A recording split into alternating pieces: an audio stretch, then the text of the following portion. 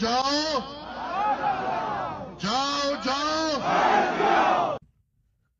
ګوره نشنلیانو داسې کار دی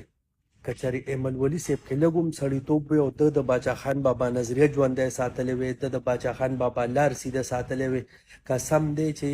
اول به زه نشنل پارټی کې وم خو دې که ټول غول دي او په ډانګونې ویو د نشنل په دور کې د پښتون باندې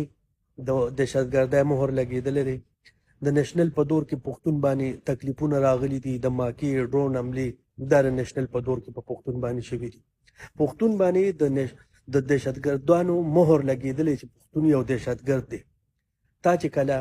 د صحت کارت نه کارت دې شلو چې موږ ته د دې ضرورت نشته تا سره دا غم نو چې دا پښتانه به سبا ما سره څه کوي دا تا سره و چې کوم ولاړ دي تا پسې څوکوټ هم نه اچوي ستاسو اکثر په دې ورکر کنونشن کې چې خلک تپوس وکړي نو وایي راغلی یم خو مجبورین راغلی یم ووټ په عمران خان له ورکوم